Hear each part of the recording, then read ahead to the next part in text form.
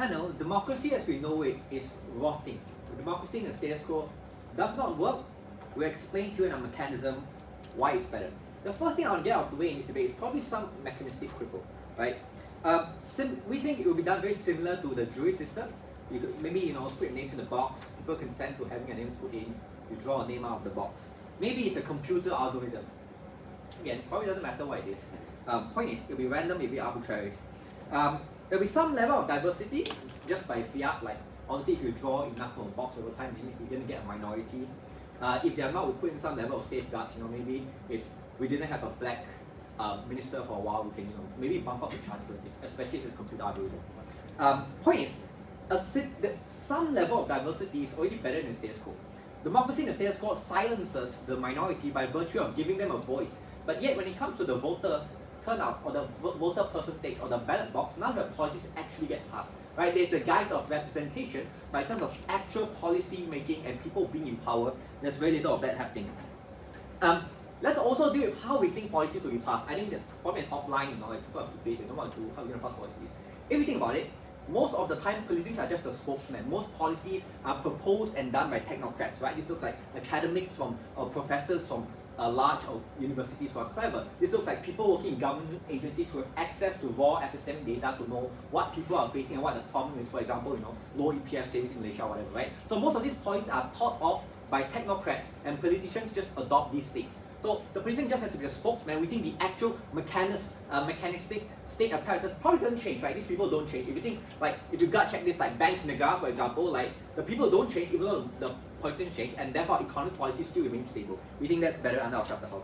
Last thing I want to say is they probably have some form of accountability measures. Oh my God, so if you have ministers who say fuck you in parliament or stuff like that, are really unrowdy, if they're really bad, then obviously we impeach them. Some form of accountability measures, we cannot defend people with obvious problems being punished.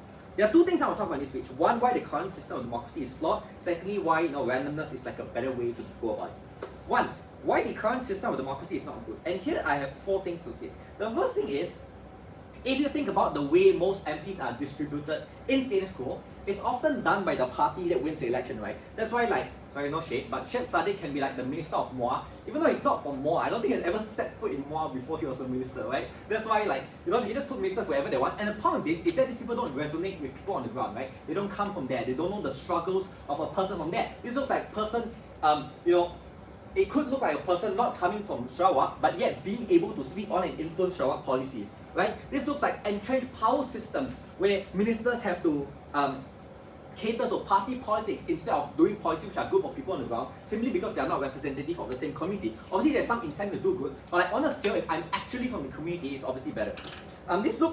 These things mean that these policies are often full of party politics, right? And there are a few harms of this. A, they lack knowledge of people on the ground. B, they're often disconnected from people in the area because they come from different states. So I'm not sure, maybe things like racial tensions or maybe religious freedom for people in Kelantan or whatever. Again, not defending it, just saying people should probably be from the region that they represent. Secondly, let's talk about tyranny of the majority, which is under the status quo. A lot of democracies often have minority voices, yes, but they don't get passed into power because they lose the vote by 60 or 70% or 50%. And that's the problem, right? Minorities do not have their voices heard. They have the ability to voice out, yes, but actual policy change doesn't happen under your subtitles. In fact, I think it gets legitimized, right? Hey, you guys had election, you guys lost. You guys selected pass and now, you guys need to deal with the consequences, stuff like that, right? So you actually legitimize the silencing of the minorities and the suffering that they're going through. The third thing, and I think it's biggest and best benefit of OG, which is lobbying simply goes away. If you think about it, lots of entrenched power structures, the ability for corporations to fund party elections and give them money in return for favorable policies or tax breaks or land concessions or licenses, all things goes away because you don't know who the next politician is going to be. It's going to be someone in the area, but you cannot lobby a particular politician and have him in your pocket. No, thank you. At the point in which there's no existing relationship between you and the next political candidate, right? This looks like Supreme Court judges often, being close to each other or being all rich white men. This looks like companies often cozying up to certain politicians in exchange for concessions or priorities for licenses to build a pan-Borneo highway. All these things go away outside of the house. Sure, they can lobby the party, but they can't lobby the individual. The individual is less indebted to them because it doesn't rely on their money. No, thank you. So, in a world where MPs are not career politicians, corporations cannot lean on pre-existing connections with them in order to get them to do things that are beneficial for them, right? In a world with no lobbying and randomness, we think it's better. The last thing I'll do with is like political turnover and stability. Probably there's some outline of but things are changing all the time, and therefore investments become very hard. To this we have two responses. The first, if you think about it, like political turnover often leads to stability anyway in the status quo. Understand this mitigation. But the second and more crucial bit is like this probably happens symmetrically. Like every democracy in the world, if you read the motion, probably has the same turnover and the same like policy of like random people becoming power. So it kind of evens out over time if you think about it. And every country has been like that since the beginning of time, which is what this is how two-thirds of the world means. So these policies are now more likely to benefit more people because that's the only way you can stand the test of time. Right. I want to take closing actually if you have anything. So if policy making is done by technocrats, minority politicians who do get into members of parliament, what can they do? They can push policies from minority technocrats. Yeah. In any case, it's still comparatively better, right? Like I can get the opinion of a black technocrat versus like being really hard to pass with bad policy in status quo. Secondly, okay, let's do the weighing out and the comparison. Like, why do we think randomness is a better way? Three things stay here.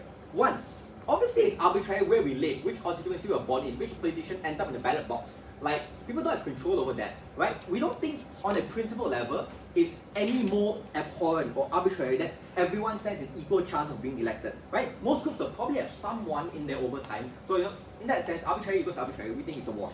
B, we get better people from the ground. So the person whose name is in the ballot box is actually from there. Right? This means they have deep connections to the community they're going to serve instead of being like shit Sadiq. Again, no shade, I think he's a great minister. This looks like being aware of the tensions, right? This looks like not approving dams or development projects which infringe on the rights of natives in the area, right? All these things people can resonate with because they're actually from the area, and people from the area, more importantly, view the politician as being from there, and we think that grants the politician more legitimacy to give his policy. But the last thing, we give a fresh perspective, and it's important. At the point in which random people become politicians, they're not well versed in politics, they probably don't have any technical knowledge, which again we'll probably wouldn't invite, worst case scenario. We get a fresh perspective, there's an incentive to dumb policies down and make it simple and easy to understand for the politicians. Very proud to propose. Thank you. Hello?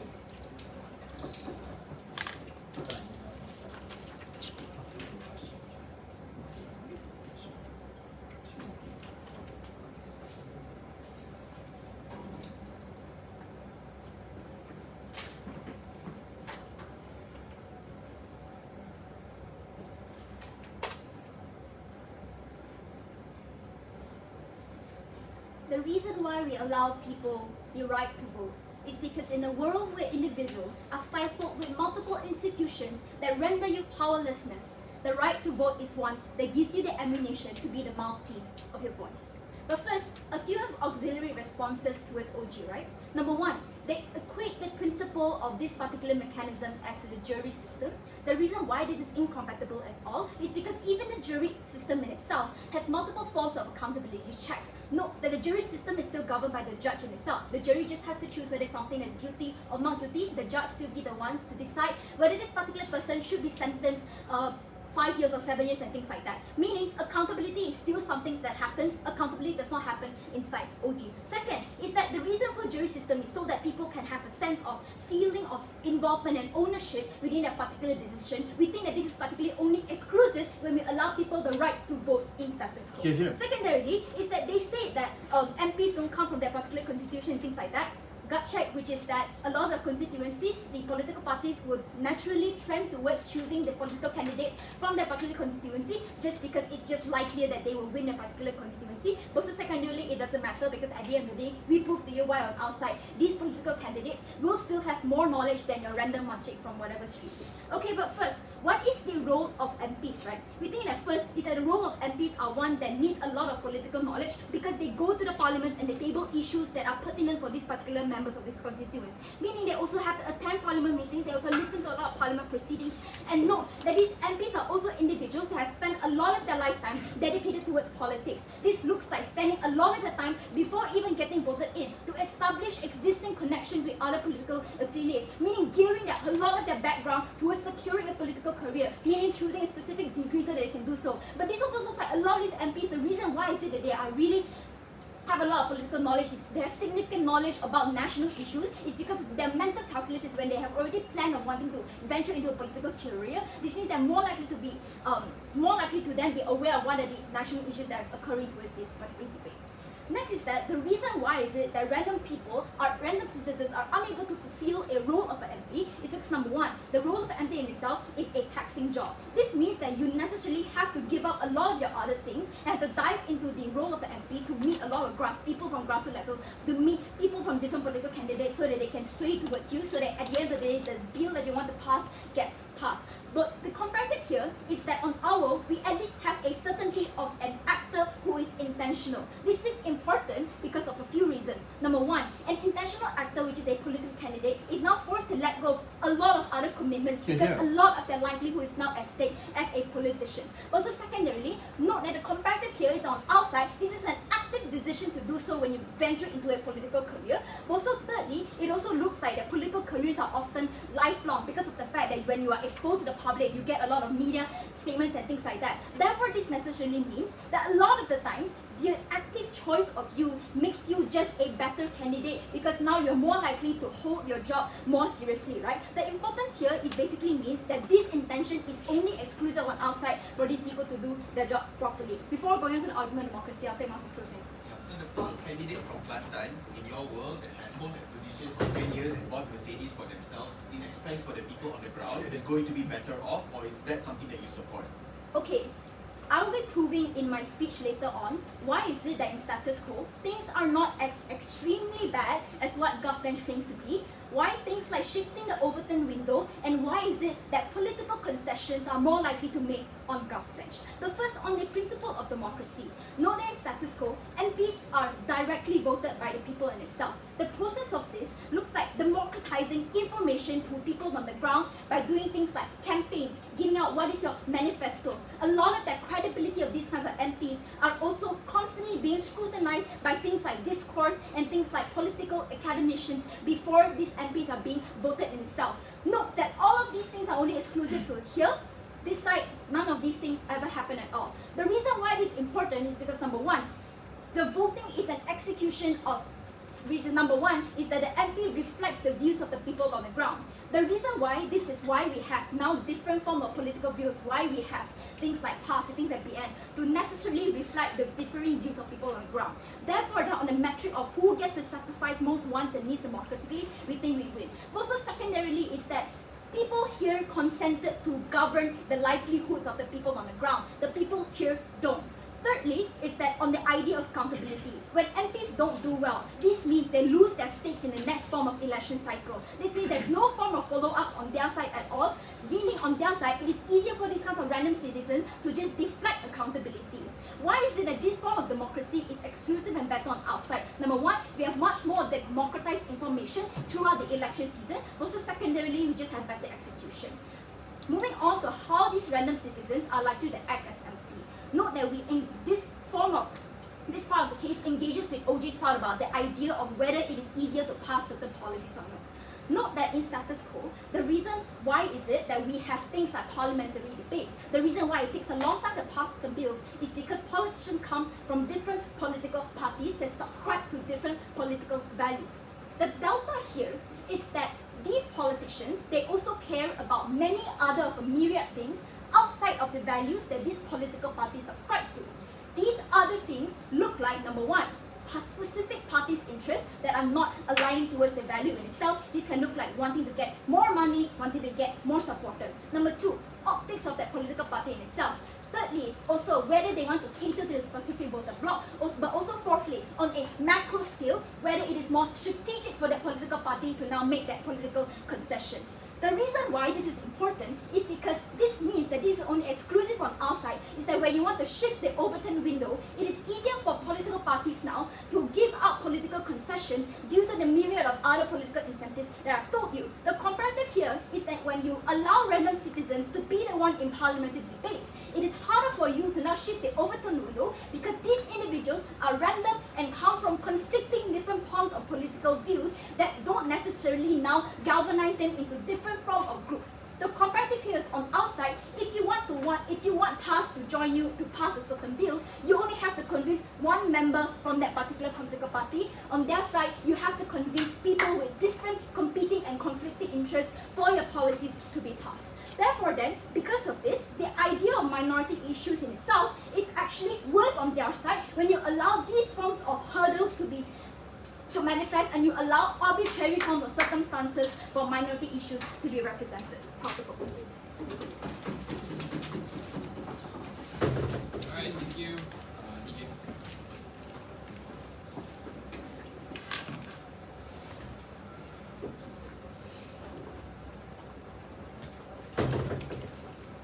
This debate is about the best form of governance for our society. An opening government posits that a random system frees our parliament from vested interests that often puts political gain over the needs of the people.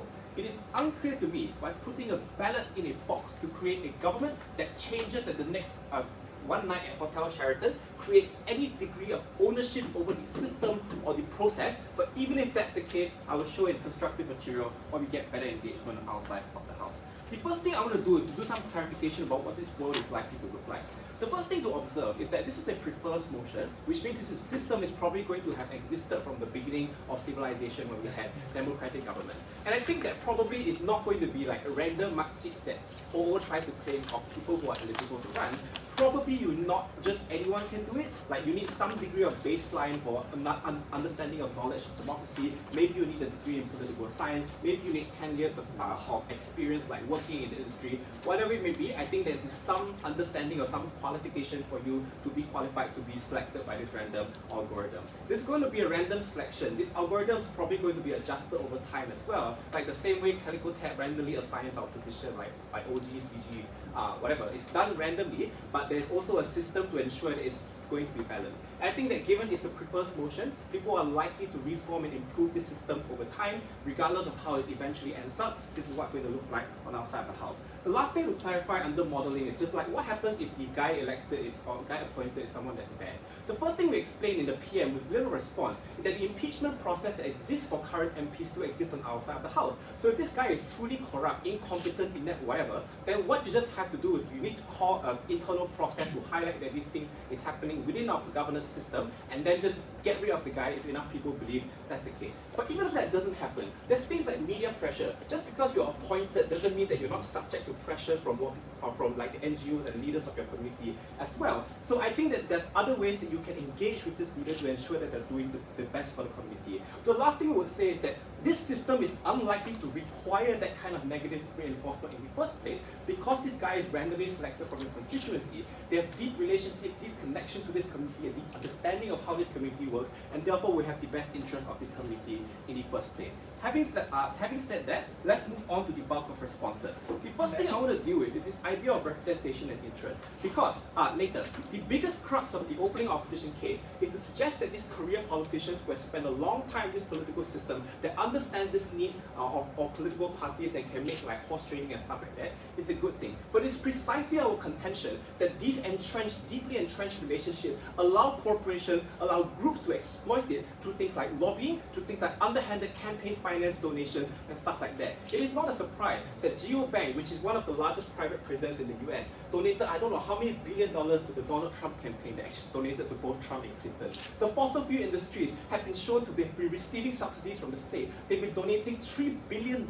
They've donated $3 billion of campaign financing to politicians around the world in this year, and they've received more than, I think, twice the amount in terms of subsidies from governments. What this demonstrates is that the long system of the process of you being an MP and having a career politician allows you to form that connections because corporations see you as a career politician, corporations see you as someone who can be lobbied, who can be targeted, who can be bribed, whatever. And given that politics is such a dangerous, such a stressful job, it is quite likely that some of these politicians are going to accept that. That cozy relationship allows politicians to put their own political gain over the needs of their constituency, as we have seen in Canada Rajah, when politicians basically built an oil pipeline over indigenous land because they saw that benefit, they saw that economic benefit, and they had that connection with corporations at the end of the day. This direct connection to people that you have from outside on a comparative means that's far less likely to happen. One, because you actually care about the people and the values that they support, and two, because you don't have those pre-existing connections that corporations can develop with you over time to make sure that they get their way in Parliament. Last thing that I will take closing. The second reason as to why this is fair is precisely what the LO said. Having a long career in politics allows you to do things like horse trading. We will argue that the interest of the greater political party, like PAS or like DAP, cannot be more important than the interest of your local constituency. So it is unclear to me as to why someone as a career politician, like someone like, I don't know, Anthony Loke, who leads DAP, should prioritize the interest of the DAP party over his own individual constituency, and perhaps vote against a community project like, I don't know, building a new airport that could potentially help his local community. It is much more likely in their world that politicians who care about this, politicians who have this deeply entrenched interest, prioritize the party line over the needs of the community because they have a political career to care about. Much less likely in our side when these politicians don't have this established connection in the first place. Yes. So just a clarification: are you going to have re-elections, or only then? Are you only going to remove members of parliament via your accountability measures that you want to argue? Sorry, what? Are you going to have re-election campaigns or whatever, picking out the ballot thing? No. Random. If this guy get impeached, next guy random as well.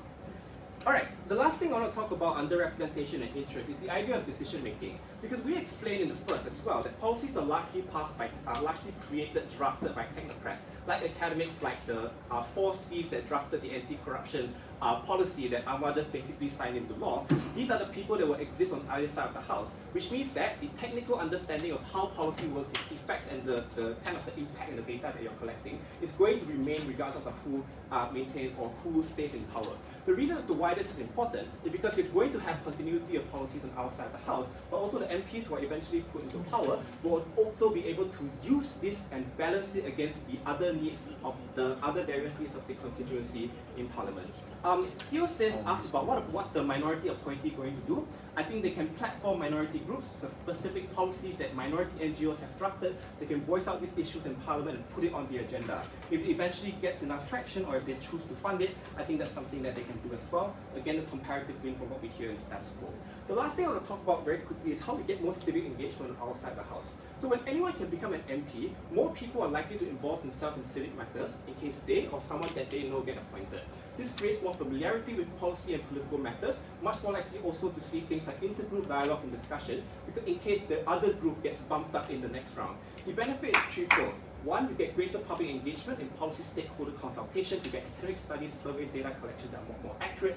Two, you get more better policy making that's responsive to the needs of specific demographics. And three, you get more NGOs and social enterprises to directly focus on helping work in the community. For all those reasons, OG. Thanks. Rashrvin.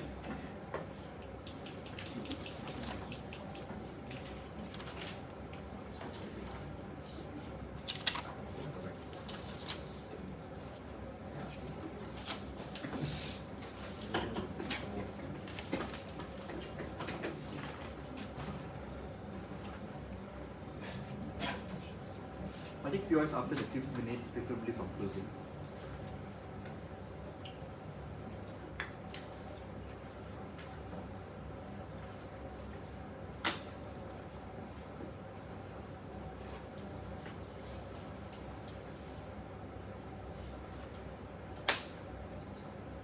Opening government has failed their burden in the debate because the motion clearly says random.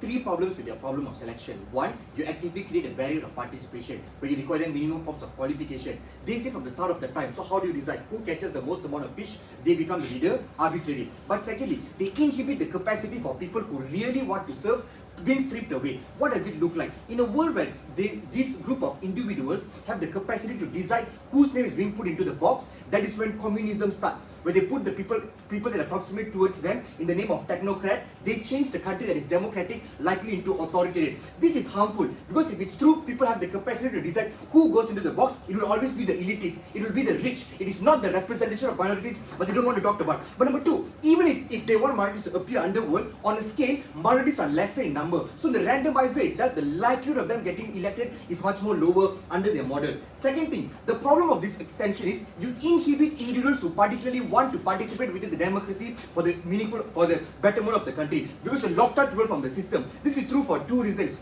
One, there's already a tendency where people are acknowledging democracy is dying. People are losing faith because they just not being particularly served. But number two, when someone exercises a form of implementation of policy which I did not consent, people become angry. That's why they do things like coups and riots and whatnot, because you're doomed to be failing forever. This can look like when people want to preserve environmental things, but the politician says, let's build a factory. All this overrides the agency. But the problem then really starts when they don't have the capacity to change this or overthrow this, which will always be random, controlled by elitists, becoming more China, I guess. Second thing then, opening government has two main claims. One, they want people to be from their own constituent. I have three responses. One, minorities are less in number, so the likelihood on scale is already bad. They need to defend a world where white people get elected in states of black caucus, where they go against their rights, the hegemony by the most elite people. But secondly, at best, it's symmetrical. People can be born there and live outside. I was born in Buntung, but I don't know what the fuck is happening there. Growing there doesn't necessarily mean people know the most proximate amount of interest. The way you solve this deadlock is by analyzing the intention. Ern See told you, in terms of weighing, the arbitrator to decide who governs better is actively made by the people.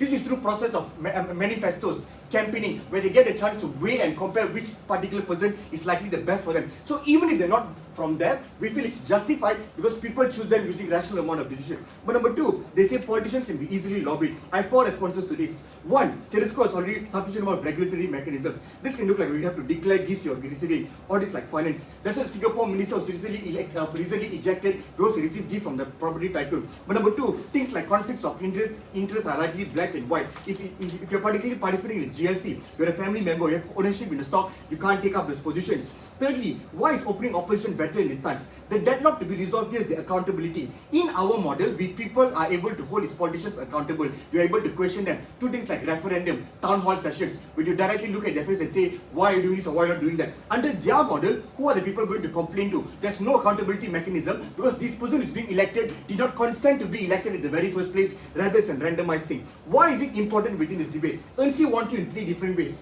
One is the intention. The interest to govern is important. Status quo is very clear when people make a choice to become politicians. They give up their existing positions. They declare and sacrifice their audit. They have to commit full-time career. But under their model, the person is already working, having a career, having a family. All of a sudden, 5 years once, you have to partake the job. These are competing interests which inhibits an individual's capacity to perform to the fullest extent. Why is this harmful? One, you do half-boiled work in terms of governance. You don't have particular relatability because you did not consent to do this kind of things. But number two, you lack things like maturity within politics. You are a single horse. You have to do this on your own. You don't have a political party to assist you how you formulate policies, how to talk to people. But number three, your capacity to perform this function. You're likely a new person. So within the 5 years, probably 3 years already spent settling into that position. All this thing means the ability for this politician to serve the person to the maximum capacity is inhibited under side opening opposition. Extension coming from opening opposition. The first thing, why will there be inefficiency in governments? The preface of this is to explain why the technocrats that opening government suggests is unlikely going to work.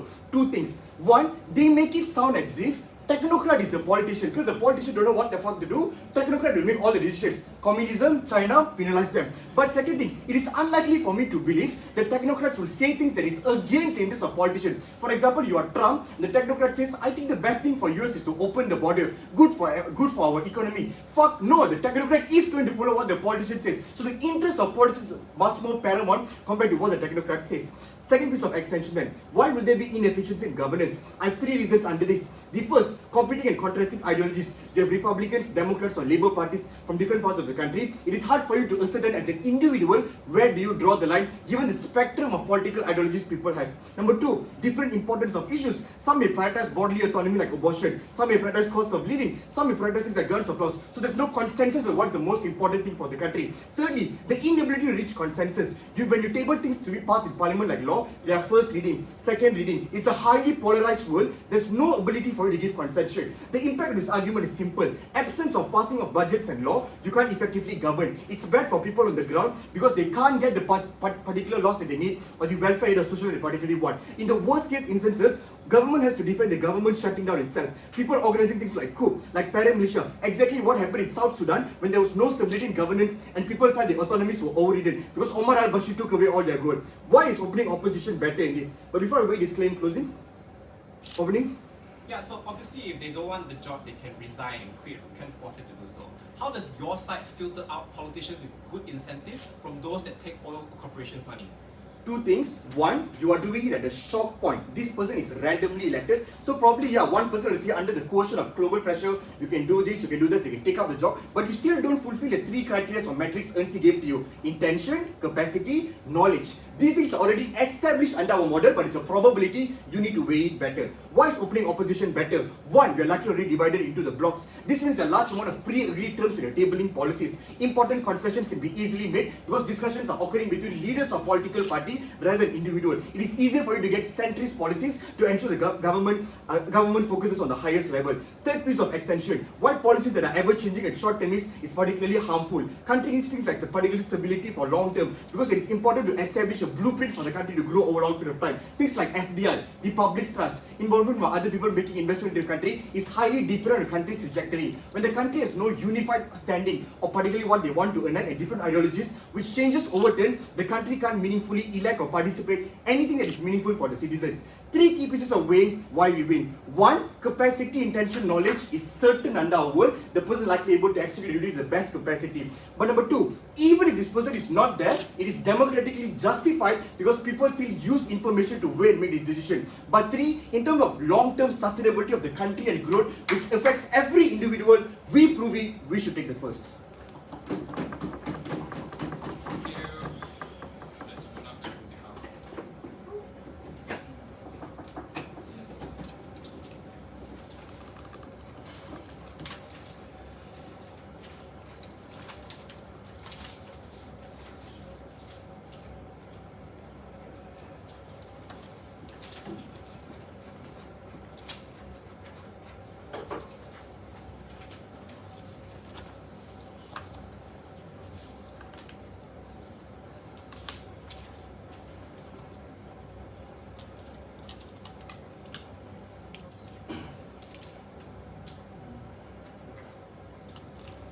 Ready?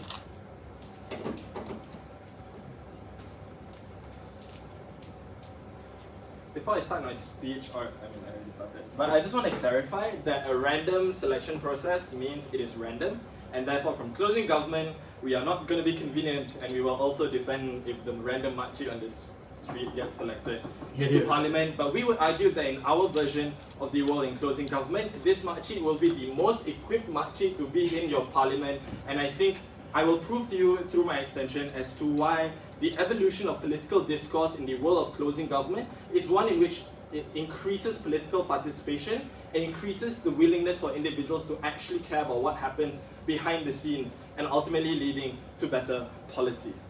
But before that, just some things I want to clarify and kind of respond to with regards to the speaker before me. I think the DLO was quite extreme in choosing an example or in proving his point to say that if you're in a black area and you randomly choose a white guy, then how is it going to be successful? I think that is already ridiculous to begin with, because if the white guy is the minority in the area and you randomly select and you still get the minority person in that position, I think firstly that's very unlikely. But secondly, I think if this is a minority who has lived in that community, that means they are probably the minority who understands those individuals' daily interactions much better. If you are an Indian living in a majority Malay neighborhood, you can probably interact with these Malay individuals a lot better than any other Indian from some other random community. And I think these little interactions and connections you have with individuals on the ground is a reason why it's important.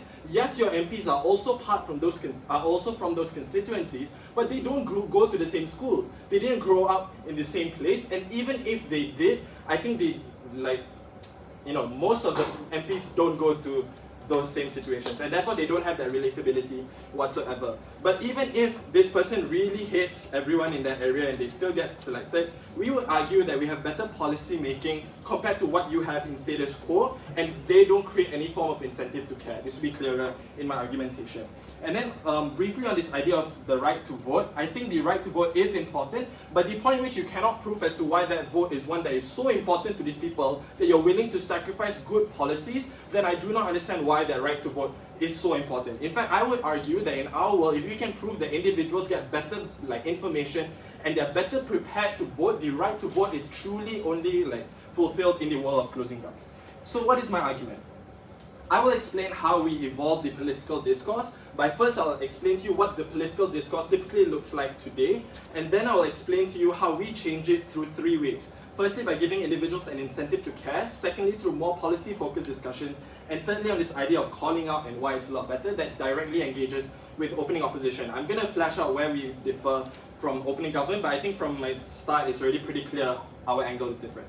So, what is the status quo like? I think there are two aspects which is important. Number one is that oftentimes the political discourse is very party-based. And I think this is something that the DPM mentioned in its last 30 seconds. I don't think that's enough to be credited for the argument. I think in status quo, there's little to no attention on individual identities or values, which means that even if you're a good politician, you can often be tarnished by joining a bad party. But why is there an incentive to join a bad party? Because chances are you don't have many options, and you have to go to whoever can provide you the platform you want the most. Yes, in an ideal world, a progressive politician can enter a conservative party and change their ways through the years or whatever, but it's very hard to see this materialize. And the fact that political strategy, something that the LO wants to talk about, is something which is so important in modern day politics. Therefore, it's something they have to submit to, and they have to follow the master plan of the political dynasty that you are part of. But secondly, on the idea of cults of personality, because this means, yes, you can have a local MP, but the fact that this individual needs imagine if this local MP who is inefficient and bad at their job has the voice and financial backing of a large institution, I think it's a lot easier for them to get away with things like dumping stuff on social media, like what we saw in the recent Indonesia presidential election. The fact that this individual could use a cuddly imagery to get away with his terrible past and hardline stances. And the thing is, the reason why it gets away is because individuals have a limited attention span. You can't force them to read and focus on something for 24 hours. No thank you. Therefore, in their world, what you get is politics that is never policy focused, because in 24 hours after the voting, or however long after the voting, all you're talking about is who has the numbers, who got the numbers here, who got the numbers there, what color is it here, what color is it there. Nobody is actually talking about what happens after they get those numbers, and I think that's the part of the discussion which is most crucial, because it's the policies which these individuals can take is what matters. And you don't get that discussion because after you spend 3 hours in front of the TV, you're going to shut it off. You're not going to listen to it anymore. Even if individuals want to discuss these things, I feel like they physically cannot, and politics remains something that is out of reach, and I think that's how things like political dynasties get built on over time. The fact that it's something that's exclusive and it's something that is difficult for you to even get your foot in. Why should I give a shit what happens behind the scenes? Before I explain to how we change it in closing down, I'll take a point. The women's suffrage movement succeeded in status quo because of the galvanization of people on the ground, not because someone up there made it happen. Yes, but for each person, for every movement to succeed, there are so many things that happens behind the scenes. I would argue that movements would actually be much faster in the world of closing government because you have individuals who are actively suffering or going through those moments, and people in the parliament who actually understand what it's like to go through that. Because last year they were also marching along the streets with their fellow comrades, right? And I think that is the sort of connection you cannot get in the world of opposition. How do we change these things? First reason, I think people now have an incentive to care. The fact that the next person in parliament could be you means that you as a person do not want to mess your opportunity up. The fact that it's from your community means people know who your family is, and as much as I will admit that this mechanism is not an ideal one, the fact that it could be framed as a threat, I think it is good if it means that individuals get better policies and have a stronger incentive to not mess up their opportunity. And I think this willingness creates the push, for example, to educate the public for policy-focused stuff. If the guy in parliament today sucks at presenting his policies, then there will be a stronger push for public speaking classes, for example, in your daily schools. And I think these are the changes you get only in the world of CG. Secondly, more policy-focused discussions because you don't waste time on numbers. And I think it's better for technocrats as well, because now it's easier for these technocrats to deal with individuals rather than deal with huge political dynasties or entities. And lastly, on this idea of calling out, I would say that on their side, like these individuals must attack the large party and all their supporters. It doesn't help that all these parties typically campaign by portraying large numbers, making it look very intimidating and therefore very difficult for individuals to call out your local MP. In our world, you know who this guy in Parliament is because you went to school with him, and he's more likely to listen to you because you guys fought the same fight years ago. I think in the long run, we get better political participation, we get better policies, and therefore go with CG.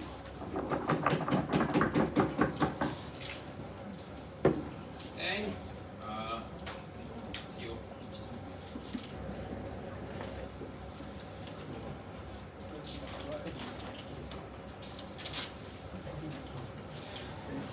Hey Vignesh. What's up? Such a big Whoa, whoa, whoa. Never would I do something so shameless. I do something more serious. Vignesh, Yeah. don't waste our time, please. Hey, come here. Okay, I just put my timer. Shout out all the dinosaurs in the room, man. I can't play the song. That's what I wanted to say. Can't even play the song.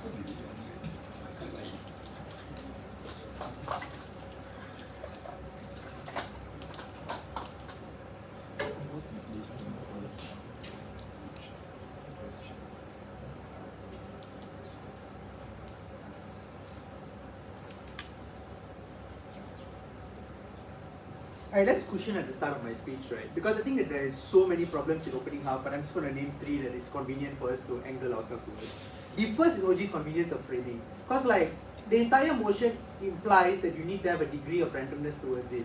The point where OG goes, aha, no, we're going to tweak it a little here and there, the minority candidate hasn't got it in a while, throw them a bone, is the point where number 1 is not charitable towards the context of the motion, but number 2, and this is a delineation in response from OO, it also leaves you highly susceptible towards corrupt forces, especially since this is a This House People's motion. So assuming it is since the start of democracy, or at the very least sometime after democracy was accepted, it probably means that there's a huge amount of burden that OG needs to carry, that at the point where there were highly conservative individuals in office, why then was this something beneficial? But number 2 is the problem of OG and O's actor debate. Because right until the last 30 seconds of Rashrvin's speech, the debate revolved around this entire idea of, aha, the actor is going to be good, aha, the actor is going to be bad. Number 3, I think that OG also assumes a great fallacy, and this extends to a CG, that if you are from a constituency, you immediately fucking understand everything that goes on in the constituency. I want to immediately flag this as untrue within the meta, because of the fact that that is something that needs to be proven within their speech. We're going to take it a step further and going to explain why this is not true and parties have a better ability to do this. How do we delineate and sidestep within the round? Number 1, fuck the actor debate. Like, you can't guarantee whether an actor is going to be good. An actor can run for parliament and just lie all the time and like get into office. That's what they do all the time.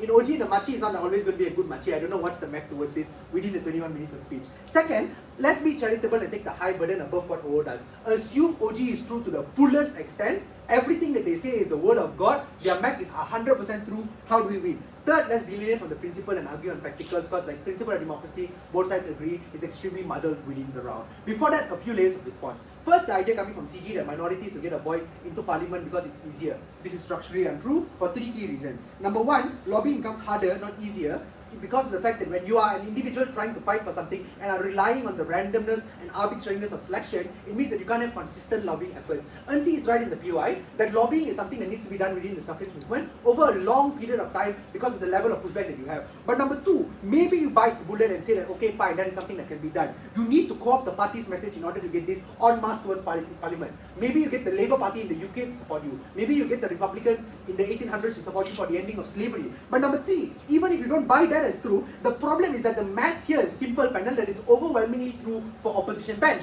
On their side, even if 51% of people within the constituency agree that slavery should be abolished, the problem herein is that it's a coin toss that the member of parliament is going to be a part of the constituency or not.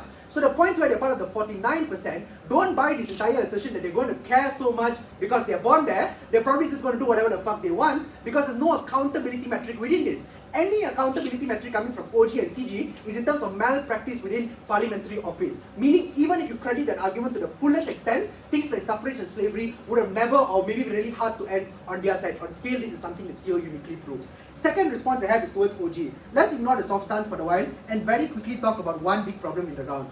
Why then is their society not functional? And this is where the extension enters the debate. There are 6 key reasons towards why society is not functional. Number 1, and this is delineation from O as the ones after this are, it's not just about the voting process that exists within OO, but it's probably going to be things like the formation of your cabinet which become extremely nebulous. Maybe OO is right and CG is right to point out that a lot of concessions need to be put in place. But the point where that is true, it probably means that your cabinet is going to be formed of a highly concessionist party. Meaning at best, it takes you 6-7 months in order to make the trade-offs in order to form a fully functional cabinet within society. So even if society since the start did this, it is a harm that they need to engage within the round. Second, it's about the financial allocations that exist within the round. Understand that in status quo within the party system, we operate via simple metrics of financial allocation that do not exist the point where you have no affiliation towards any political party. The point where this is true, it means that they needed to prove to us why finance is going to be something that is easily done on their side. But the point where it's on our side, better is simply because the fact that the point where you have a member of parliament that is consistent along the party lines that they are representing is the point where A, you know where the money is going to, but B, and this is the third thing, which is you have greater metrics of accountability towards what you need to do. It's simple on opposition bench. The metric for you being a successful candidate is fulfilling party promises, number 1, and number 2, evaluating whether those party promises are consistent within the economic and societal needs of the time. On their side, it is completely nebulous and arbitrary, but even if it is, and this is the third thing, the popularity at the start of the campaign is non-guaranteed. So the point where this is true is for 2 reasons. Number 1, when you are voted into a constituency, for the very reasons that they say democracy is corrupt for tyranny or whatever, is the reason why you are popular within your constituency. But number 2, because of the fact that the policies that you promised are probably going to be consistent with what you campaigned on at the start. Meaning for the very first 6-7 months at least, there's great amounts of stability within the region and the country as a whole. This is uniquely impactful within the round, number 1, because it weighs out economic uncertainty coming from their side. Don't buy this analysis because they never analyzed you in OG why necessarily you're going to have the necessary calculus to understand what the ROI that you're giving is. On our side, the point where there is this stability, you're probably going to understand what the return on your investment is going to be. Whether a fiscally conservative policy or fiscally liberal policy is the policy that's going to be enacted for the next 5 years. So the point where this is true, number 2, even if you don't know on a consistent level, no thank you, you at the very least know the angle that the government in office is going to take. At the very least for the next 5 years and even in the next 10 years, you know what the government is going to do to an extent. Number 3 is on the Overton window. Understand that in order to co-opt the majoritarian views, people need to operate within a certain level of the Overton window. Meaning no political party that has a chance of winning delineate so far. Sure from OG though, sorry. So this claim is not comparative. The consistency of your politicians allow them to be consistently lobbying and consistently corrupt down the line. It's simple, because the flip is that if the politician is too stupid, and this is actually the extension, then they probably are unfamiliar with the political game and therefore still susceptible to the same levels of lobbying to an extent. Maybe it is true that the party doesn't get lobbied towards. Let's weigh that against the harm of your society not being that functional and a huge amounts of economic uncertainty because no company or foreign investor understand what the potential returns are going to be. I think the weighing is simple, trade off a bit of corruption, who the fuck cares? Political pressure, let's talk about this as a meaningful influence. Number 1, understand that the counterfactual is based on a false assumption of people knowing the best interest because they're from their own society. This is structurally untrue. Number 1, because even if you're a learned scholar in OG, you're susceptible towards biases. Number 2, access to empirical data is always going to be better which you have as a political party. But number 3, it depends on the enclave that you're from. A rich fucker from Slayang probably doesn't understand what Slayang is about. A rich fucker from Klang probably doesn't understand the gangsterisms of Klang. Number 2, it's about the voting checks and balances. Maybe this is someone that doesn't understand the fullest extent of the constituency that they represent. But they know in the next 5 years, if they do not operate in the correct metrics of that society, they are getting voted out. This check and balance is exclusive towards CEO and is the reason why they're probably going to go. Number 3 is the operation with technocrats, but I've already done with this in the POI, so CEO.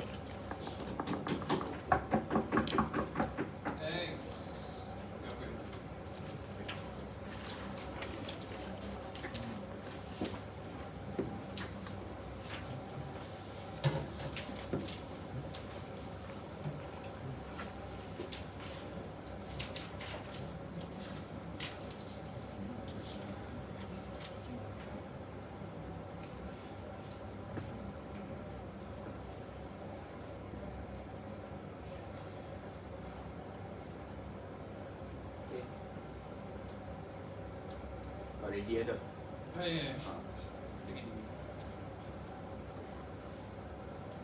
This debate requires an entire reimagination of the world.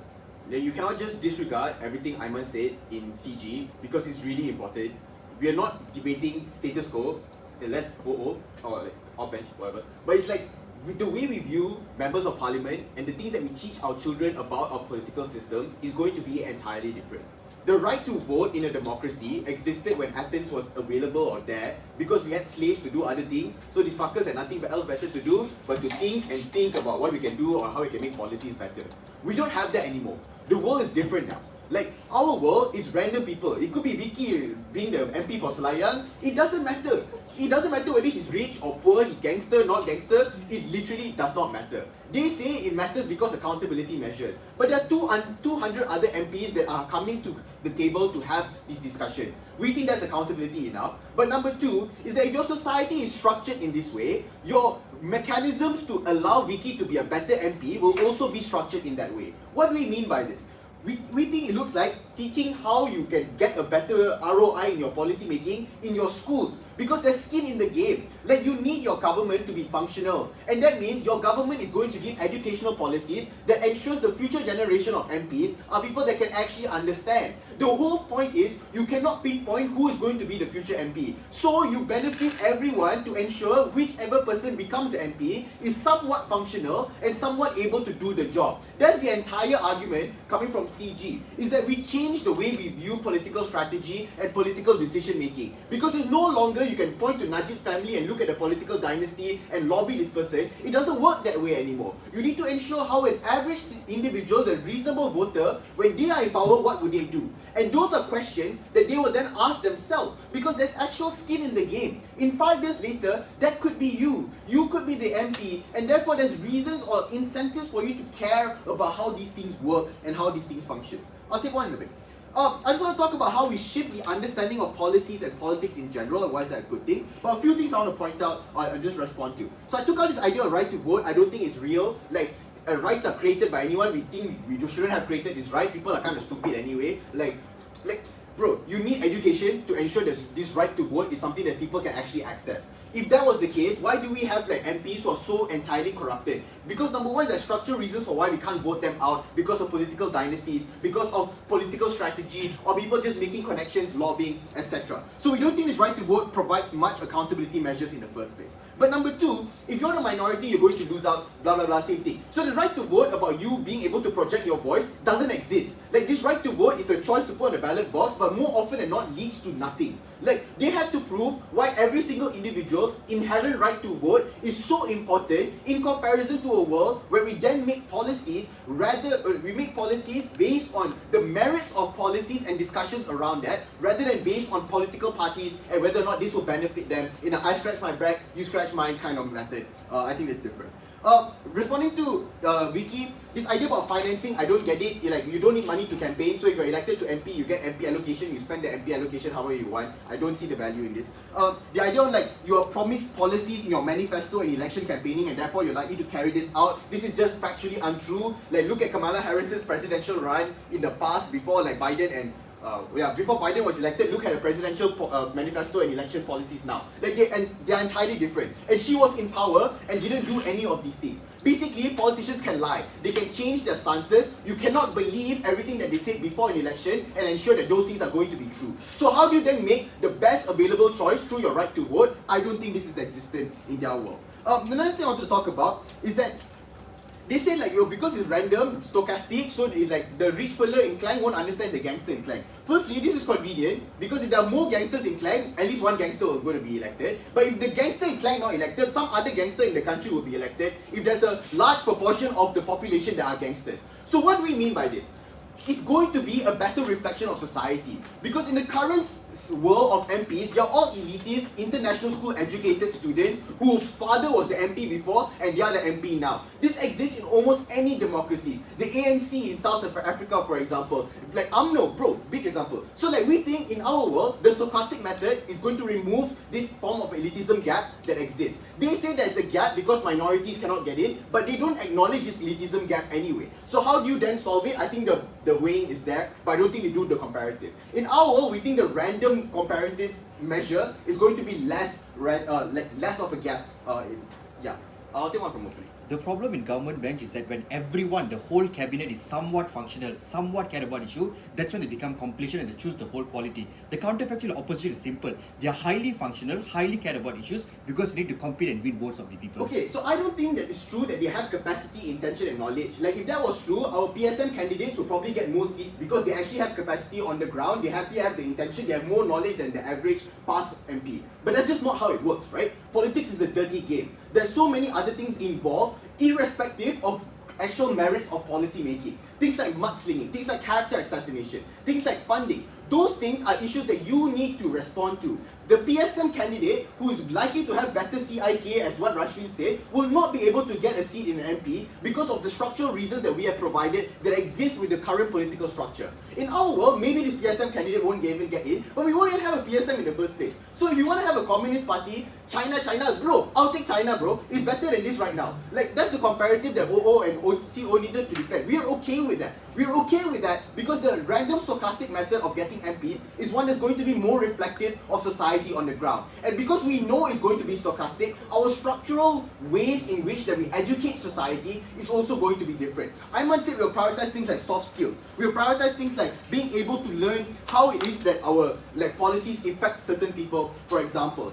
They said we'll do it badly. I don't know why we cannot learn. Especially in a world where we prefer the world to be different, I don't know why we cannot learn these things the same way we learn maths and science, for example. If we can learn policies and politics in a way that doesn't include mudslinging, in a way that doesn't include party politics, in a way that doesn't include horse trading, we think that's a world where you actually get efficient policy making being passed. Like, yes, maybe some of them will be not very smart, but at least there's 200 of them arguing with each other, and they're not arguing for the sake of their party. They're arguing for the sake of their constituency or their own personal biases. We think that is fine. We think that's a better reflection of society and a better reflection of the nation as a whole, and we think that's a world where we get better politics and policy making in general.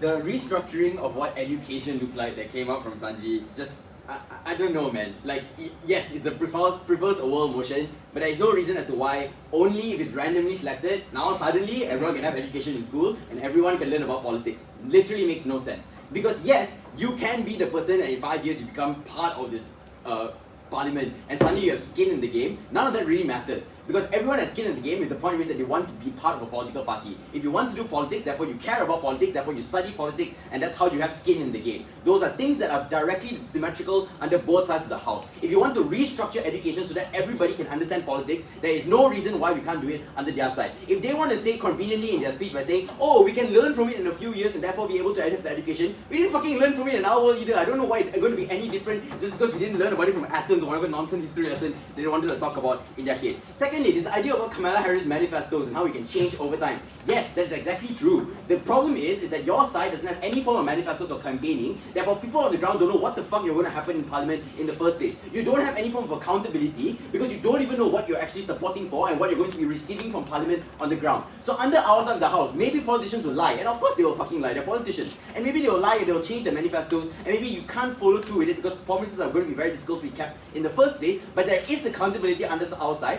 because you will want to be you're incentivized in order to be relatable and care about the people in your constituency because you have to cater towards them if you want to be re-elected into power. Comparatively under their side, they're just going to be selected into it. Either A, they don't give a shit about this political stuff, they're just going to resign anyway, or two, they're just going to be bad MPs. Yes, maybe they can be good, but this is where Vignesh's sidestep just comes in. Because we don't give a shit about what happens in opening half as to whether or not these people are good or bad. The problem with the functionality of the cabinet, the fact that you don't have any form of solution or solvency under either side of opening causes the biggest deadlock that only Viggy solves in the debate.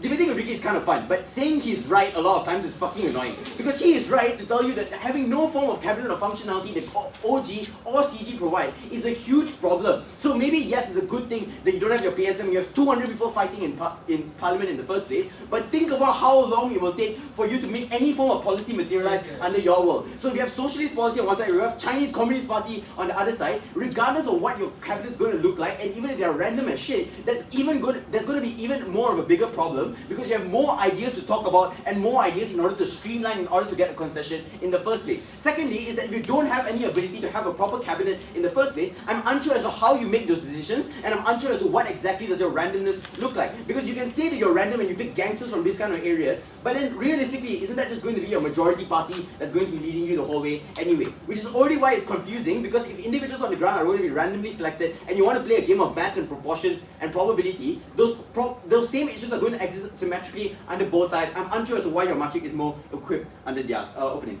Yeah, so national budgets are drafted by technocrats like most of the other things that you don't seem to know and are passed through Congress. Would it have been easier in our world to pass a COVID stimulus package without including a bailout, a huge bailout for airline companies? Honestly, I just don't understand people. I'm not going to ask to repeat because I just probably wouldn't be able to answer anyway. I'm just going to move on to why the functionality of society is much more important and actually solves the problem under both sides of the house. Firstly, it's not just the idea of voting, which is what Viggy already points out very clearly from his speech. The formation of any form of cabinet, having the Prime Minister of your country being able to have that conversations with you, political party leaders being able to have proper discussions in Parliament in order to come up with an actual alternative or policy to make. This is not the same as what OO and CO want to run, because you have 200 different ideas or whatever the number is. You're going to make it a lot harder for you to come to any form of concession or be able to for you to make any form of decision in order to make it materialize in the first place. Secondly, is that it's just a lot easier to call out and have that accountability there. So firstly, I kind of fucked up the PY that I gave TJ. It wasn't supposed to be re-election like impeachment. It's supposed to be re-election after 5 years, because honestly I still don't know. Like, are they going to be randomly re-elected again? They're kind of confusing. Anyway, they said yes. Okay, cool. So if that is the case, then firstly, if you're not going to be re-elected randomly every 5 years, you're not going to be able to learn through your job. So you're going to be one inexperienced politician that comes in after 5 years. You're not going to know what you're going to do. You're going to take 3 years to form any form of policy because of the amount of back and forth and timeline that you're going to cause for any policy to materialize, because you require all of your members who have different policy and ideologies to begin with in order to come to a concession. But the more important thing here is that just because you get re-elected, that means that even if you were someone that was good, and even if you were someone that had the capacity and the relatability to people on the ground, you're not going to get re-elected again if you want to play the idea of probability to begin with. Lastly then is the idea of how politically stable countries are going to lead to much more economic stability. I'll take you later, Aiman. One is that there is no reason as wait, no, that was wrong. Why political stability is really important here, right? Because it leads to more economic stability. Sanjay can just brush off financial campaigning all he wants in his speech, but you don't recognize the idea of the economic uncertainty that you cause in your cases, which leads to the downfall of your countries to begin with. Yes, both sides are going to be seen as risky during new elections because you don't know which party is going to come into power, but the point is that you have some form of stability, at the very least for that 5 years where you are going to be in power. That is economic stability that is guaranteed on the side of opposition. More importantly, side of closing, because you don't give a shit whether the MPs are going to be good or not, the fact that you have that stability is already one that's a beneficial asset that we can bring to the debate, because you require that stability to lower the ideas of risk for international investors, so therefore you have some form of development in your country to begin with. Before I continue, sure. If your metric of success for politicians is numbers, and you admit that these politicians want to be relatable to people, and also you admit that people don't have the understanding of complex stuff, wouldn't it be easier for them to pander to emotional rhetoric rather than actually talk about policies? No, because your policies are important. If that's the case, then you might as well just put your Indian in the Indian community and ask them to vote for them because they're brown. What? I don't care. Your policy making is something that's important. And also, if your relatability is also something that's important, political parties are multicultural. You can have people from that same constituency being part of the place that you want to be in. Ern See talked about it in the speech also, right? You can just have the person there to be relatable if you need it. So Sai Sadiq might have never stepped into Mua, but the fact that you want to continue keeping that seat and being re-elected after 5 years means that you're likely to cater towards those individuals, pander towards the emotional rhetoric that even government wants to talk about, because those are some things that benefit you in order to be re-elected. That's a direct incentive for political leaders to stay with that election, and that means that you have similar incentives and relatability metrics that both government teams want to argue for. The economic uncertainty and lacking that FDI just lead to more and more uncertainty for your country, leading to less development because you're just uncertain as to whether or not you want to risk your investments into countries that have unstable political parties to begin with. Yes, it prefers a world motion, but that's just the same for every single country because you don't know what's going to happen in that country. That economic uncertainty leads to the downfall of your economy, and that's going to be something that's detrimental for them. For all those reasons, very proud to oppose.